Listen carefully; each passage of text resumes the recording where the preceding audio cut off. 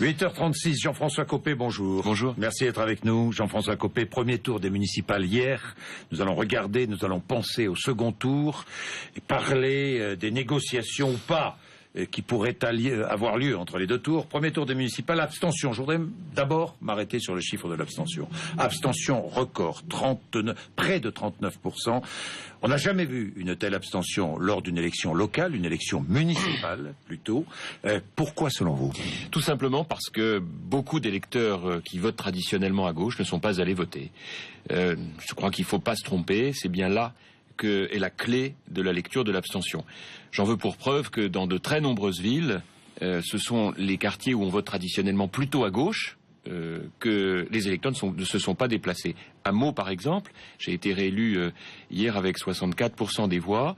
Le PS a fait un score historiquement faible, à peine 12 à 13% des voix. Et en réalité, là où le PS a été le plus faible, c'est effectivement dans des quartiers où traditionnellement, les scores de gauche, par exemple ceux de M. Hollande, avaient été très élevés il y a 2 ans. Et je crois qu'il ne faut pas se méprendre sur la lecture de ce taux d'abstention. C'est d'abord la première marque d'un désaveu pour le gouvernement. Bon, c'est un désaveu pour le gouvernement, c'est un désaveu pour la classe politique en général.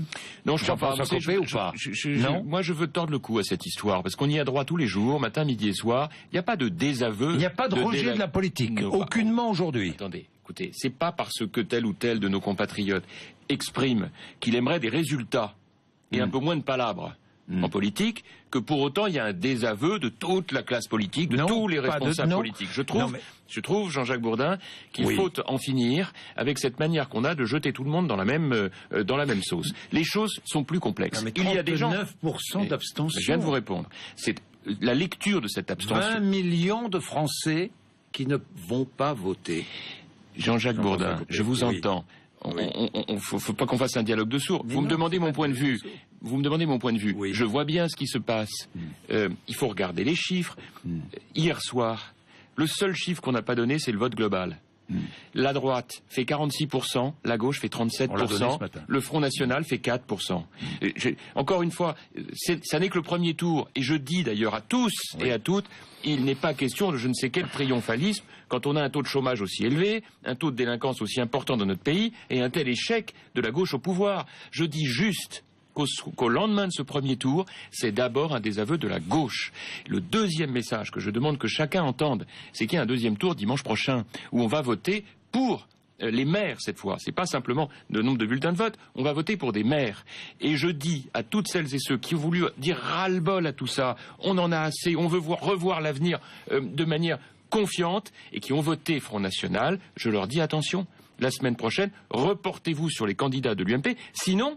c'est un coup de pouce à la gauche. Mais ça veut dire quoi? Ça veut dire que le Front National, on va parler du Front National, on va pas concentrer non plus toute notre demi-heure sur le Front National, néanmoins. Si le Front National gagne des mairies, et le Front National a déjà gagné Nain-Beaumont et pourrait gagner d'autres mairies, je vais y revenir, les maires seront de mauvais maires?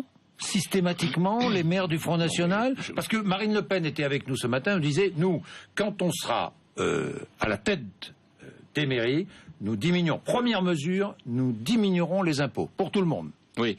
Non mais que répondez-vous à ça? C'est quoi, une promesse de campagne? C'est quoi? Écoutez, vous savez, moi j'ai moi-même, lorsque j'ai été élu la première fois à Meaux, pendant les 2 premiers mandats, diminué la taxe habitable. Ça n'a rien d'exceptionnel, mais c'est pas le sujet. Mais ce seront de mauvais maires ou pas? Il y a quand même un petit bilan quand même. C'est pas la première fois de l'histoire de France que des mairies sont tenues par le Front National. Je voudrais rappeler quelques souvenirs. Vitrolles, Marignane, Toulon. J'ai pas le souvenir que, par exemple, dans ces 3 villes-là, le bilan du Front National a été si extraordinaire que cela. Chacun se souvient que ça s'est terminé en fiasco. Moi, je veux juste dire une chose. Une ville, qu'elle soit gérée par le Front National ou pour l'UMP, c'est profondément différent. C'est pas la même politique culturelle.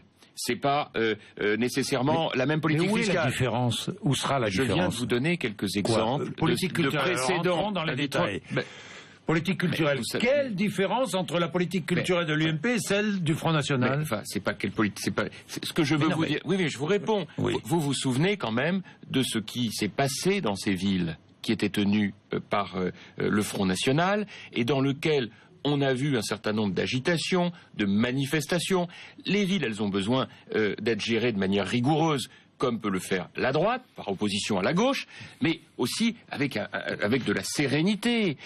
C'est ça l'essentiel. Et je voudrais rappeler quand même sur ce point que le vote Front National, n'en déplaise à Madame Le Pen, reste un vote qui est protestataire, que ce vote protestataire donne un coup de main à la gauche, pas à la droite. D'ailleurs, tous vos commentaires le disent ce matin. Ils disent l'UMP est largement en tête, ce qui marque le désaveu de la gauche et le fait que l'UMP est en train de renaître après 2 années difficiles, mais on a beaucoup travaillé pour cette renaissance.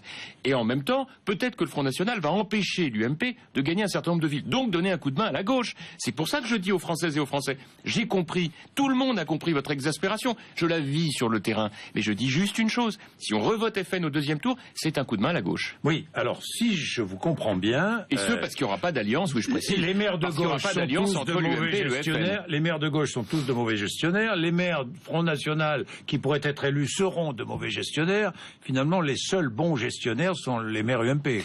D'abord, il ne faut pas être aussi catégorique. Parce que la politique, vous êtes un peu caricatural, Jean-Jacques Bourdin. Parce que la politique est devenue un peu caricaturale. Enfin, vous ne trouvez pas? Oh, allez, on peut partager ça. Alors, chez vous, dans votre métier, il n'y a pas de caricature. Mais bien sûr que alors si. donc au moins partageons-le. Puis on peut même y ajouter les sondeurs d'ailleurs. Parce qu'écoutez, quand je vois les résultats à Marseille, les sondeurs, c'est pas notre métier, c'est leur métier. Oui, les résultats à Marseille, oui. Puisque nous nous pointons du doigt tous les deux. Juste un mot. Juste un mot. Juste un mot. À Marseille, qu'est-ce qu'on n'a pas entendu, hein. Les sondeurs nous expliquaient tous les jours, on ne pouvait pas gagner Marseille, c'était impossible. Et puis le gouvernement y est allé en défilé. Parce que je voudrais quand même faire une remarque. Monsieur Ayrault, Premier ministre de la France hier soir à la télévision, qui enregistre tout de même un score très mauvais pour sa famille politique et qui n'a pas un mot de regret. Pas un mot de regret pour assumer le désaveu de sa politique. Vous l'avez trouvé comment hier soir, Jean-Marc Ayrault? Comme ça, n'ayant pas trouvé le mot pour simplement dire nous avons été désavoués parce que notre politique est un échec. C'est quand même la réalité, elle est là. La gauche a tous les pouvoirs depuis 2 ans, tous, sans exception. Nous sommes, nous, dans l'opposition, l'objet de toutes les opprobres. On nous écarte de toutes les décisions. Nous ne sommes associés à rien et quand on a le malheur d'exprimer une critique, je peux en parler en connaissance de cause, on a le droit à tout. Toutes les injures, toutes les insultes et toutes les calomnies. Bon, enfin, sauf que malgré tout ça, les Français, avec bon sens, ont dit stop. Ce qui se passe aujourd'hui dans notre pays n'est pas acceptable. Alors je dis aux Français, il faut passer du carton jaune au carton rouge. Or ce carton rouge ne peut être donné dimanche prochain au gouvernement que si ce sont les candidats de l'UMP qui remportent la majorité dans de nombreuses villes. Si un Français veut voter Front National, ce n'est pas un carton rouge pour vous. C'est un carton rouge pour le gouvernement, sauf qu'il ne se traduira pas en nombre de villes perdues par la gauche. Je vous donne une statistique, je crois qu'elle est importante. Allez-y. Sur les villes de plus de 9000 habitants. Pourquoi je dis 9000? Tout simplement parce que c'est à partir de 9000 habitants qu'on dépose un compte de campagne, donc il y a une politisation souvent plus grande. Sur les villes de plus de 9000 habitants, jusqu'à hier, la gauche détenait 55%, la droite 45%. Eh bien, ce sera intéressant de voir dimanche prochain si la droite passe la barre des 50%, parce que comme elle est majoritaire dans les petites villes de moins de 9000, alors ça voudra dire que la France sera devenue bleue. Le bleu de l'UMP. C'est l'échec de François Hollande, ce premier tour, ou pas? C'est un désaveu très fort. C'est un désaveu très fort. Mais encore une fois, il y a 2 tours. Et c'est pour ça que vous nous voyez tous à l'UMP depuis hier soir à la fois très concentrés et très attentifs à dire il y a un 2e tour. C'est le 2e tour qui fait la différence dans une élection. Quand Marine Le Pen dit c'est la fin de la bipolarisation de la vie politique française. D'un côté le PS, de l'autre côté l'UMP. Le PS et ses alliés, de plus en plus critiques d'ailleurs, et qui obtiennent d'assez bons résultats. Vous avez vu Europe Écologie Les Verts ou le Front de Gauche. Et de l'autre, l'UMP avec ses alliés, on en a assez de cette bipolarisation. Vous lui répondez quoi? Qu'elle dit la même chose à chaque élection. À chaque élection... Oui, mais elle progresse. Non, ça dépend des fois. Il y a des fois elle progresse, des fois elle régresse. Je note que généralement elle progresse quand la gauche est au pouvoir, plus que quand la droite est au pouvoir. Elle a progressé aussi à la fin du quinquennat de Nicolas Sarkozy. Non, mais écoutez-moi, juste une chose. Non, Jean-François Copé. Écoutez, moi ce que je note, c'est qu'à chaque fois que la gauche est au pouvoir, le Front National fait des scores importants, ce qui d'ailleurs se comprend puisque La vérité de tout cela, c'est que le Front National est l'allié objectif du PS. C'est cette vieille histoire entre François Mitterrand et Jean-Marie Le Pen que François Hollande a réactivé avec Marine Le Pen. Vous voyez bien comment régulièrement le PS agite les chiffons rouges pour inquiéter les gens. L'histoire. Regardons pour dimanche prochain. Oui. Je vous prends 2-3 exemples. Parce que vous dites ni. Oui. Nous n'appelons à voter ni pour un candidat de gauche, ni pour un candidat du Front National. Je vais prendre 2-3 exemples. À Forbach, que recommandez-vous? Non mais je vais vous dire, la règle, elle est constante partout, elle est très simple. Bon. Je vous la rappelle, parce je voudrais la préciser, si vous me le permettez. Alors allez-y, c'est important, la préciser. Allez-y. Évidemment, aucune alliance d'aucune sorte avec le Front National. Mais pas non plus d'appel à voter pour le PS, qui est allié avec l'extrême gauche, avec le Front de gauche. Je veux insister sur ce point, car pour moi, le Front de gauche comme le Front National, c'est bien souvent le même combat. Ils ont d'ailleurs le même programme économique, c'est un programme gauchiste. Le Front de gauche qui est au moins aussi critique avec le gouvernement que vous. Hein. Sauf pour gagner des élections. Parce que faut quand même rappeler que l'une des raisons pour laquelle le débat politique en France est aussi, archaïque, c'est parce que contrairement à la gauche dans les autres pays européens, le SPD en Allemagne, le Labour en Grande-Bretagne ou d'autres pays, le PS français a choisi de gagner à n'importe quel prix des élections et donc de s'allier avec l'extrême gauche. Ce qui explique la porosité des idées entre le PS et le Front de gauche, que vous retrouvez au PS des gens qui sont issus des mouvements trotskistes et qui tiennent des propos que Karl Marx n'aurait pas reniés. Quand vous entendez sur la politique fiscale, le rapporteur général socialiste du budget à l'Assemblée qui dit la taxe à 75%, là, vous savez, pour les riches, dit-il, qui fait hurler de rire le monde entier tellement elle est anti-économique, elle fait fuir toutes les entreprises. Il dit, c'est une punition. C'est une sanction, comme dans les temps anciens où on allait combattre le grand capital. Résultat des courses, forcément l'économie française est paralysée. Et voilà. Est-ce qu'à Perpignan, ça c'est grave. Tiens, je vous prends 2 exemples. Est-ce qu'à Perpignan, vous demandez au PS de soutenir l'UMP face à Louis Alliot? Mais moi je demande rien à personne. Rien. Je considère que ce qui est important, rien. Écoutez-moi, ce qui est important, c'est que vous préférez l'élection de Louis Alliot? Vous plaisantez ou quoi? Non. Mais non. Alors, mais laissez-moi vous répondre. Oui. Le vrai sujet, c'est quoi? Les Françaises et les Français sont invités dans les villes concernées par cette situation. Il y a Perpignan, il y a Béziers, il y en a d'autres, à choisir leur maire pour le second tour. À Perpignan, Monsieur Pujol, Jean-Marc Pujol, qui est maire sortant, qui est un homme remarquable, qui est le candidat de l'UMP. Eh bien, je souhaite de tout cœur qu'il l'emporte, et que les Perpignanais qui ont voté soit pour le candidat du FN, soit pour le candidat du PS, dans cette situation nouvelle, choisissent quelqu'un qui aura la compétence de gérer une grande ville comme Perpignan. Et Jean-Marc Pujol est cet homme. Idem à Béziers avec Élie Abou. Je souhaite que les électrices et les électeurs votent utile au second tour et ne choisissent pas, en votant pour le Front National, un maire dont on sait pertinemment qu'en réalité, en termes d'image pour la ville, ce sera désastreux. Jean-François Copé, j'écoutais aussi Marine Le Pen qui disait tout à l'heure, si nous arrivons en tête aux européennes, je demande une dissolution de l'Assemblée nationale. Oui. Si le Front National arrive en tête aux européennes, est-ce que le président de la République doit dissoudre l'Assemblée nationale? Mais, encore une fois, tout ça est totalement artificiel. Vous croyez que c'est impossible? Mais Jean-Jacques Bourdin, franchement, je vous pose la question. Est-ce que vous croyez que c'est impossible? D'abord, je voudrais vous rappeler une chose. On nous a expliqué pendant des mois et des mois que l'UMP ne gagnerait absolument pas les élections municipales, que le Front National, ce serait un raz-de-marée partout, qu'à Marseille, l'UMP n'avait aucune chance de gagner Marseille, etc. Je propose... On a été un peu plus nuancé. En dehors de vous, Jean-Jacques Bourdin, non, pas de moi. Tous les autres ont été... J'oublie. Non, pas de moi. Non. Alors, je demande simplement, je demande qu'on se calme avec les pronostics électoraux et qu'on laisse les Français voter. Donc les Français, ils ont voté au premier tour des municipales, ils vont voter au second tour, et à l'occasion du second tour, nous verrons la réalité des choses. Est-ce que oui ou non l'UMP a pris la majorité des villes, comme je vous le disais tout à l'heure, ou non, dans notre pays? Premier point. Deuxième point, nous verrons ensuite aux européennes quels seront les projets des uns et des autres. Parce que nous avons le nôtre, nous allons faire campagne, nous avons partout des têtes de liste, des candidats, donc attendons ce qui lancera des élections européennes. Je rappelle d'ailleurs que nous sommes avec l'UMP d'un côté, l'UDI et le MoDem de l'autre, chacun présente ses listes. Donc il faudra les totaliser, si on veut être tout à fait objectif. Même si sur l'Europe, vous n'avez pas tout à fait le même point de vue. Bah oui, mais enfin, écoutez, par exemple, sur l'Europe, Madame Le Pen a le même point de vue que Monsieur Mélenchon. Vous voyez, voilà, extrême gauche, extrême droite, même combat. Je suis pas sûr que vous allez totaliser les deux. Jean-François Copé, la proportionnelle, là aussi c'est une demande du Front National, mais pas que du Front National d'ailleurs. Vous êtes absolument contre toute idée de proportionnelle au législatif. En dehors du Front National est pour la proportionnelle? Je vais vous le dire. À gauche. Oui, le PS, c'est extraordinaire. Pourquoi? Voilà que le PS s'inquiète tout d'un coup que il faudrait vraiment qu'il y ait beaucoup plus de gens différents représentés à l'Assemblée nationale. Alors j'ai cherché, est-ce que ça peut concerner les Verts? Non, ils ont fait 3% au présidentiel avec Madame Joly, puis ils ont 20 députés. Ah bon, donc c'est pas les Verts. Les gauchistes, communistes, mélenchonistes, pareil, 5% aux élections présidentielles, et par contre, ils ont leurs 20 députés. Un peu plus pour Mélenchon. Oui, allez, formidable. Bon, alors après, il reste qui? J'ai cherché le Front National. Voilà donc que le PS s'inquiète de ce que le Front National, ce serait une bonne chose du point de vue du PS que le Front National soit représenté à l'Assemblée. Ça vous pose pas un problème? Est-ce que c'est pas une nouvelle illustration de l'alliance entre le Front National et le PS? Est-ce qu'on ne peut pas dépasser ces clivages politiciens? Est-ce que vous comprenez? Est-ce qu'il est logique aujourd'hui que des électeurs qui votent pour le Front National ne soient pas représentés à l'Assemblée nationale? Surtout quand ils sont 20% ou 22%. Avec ce type de raisonnement. Oui.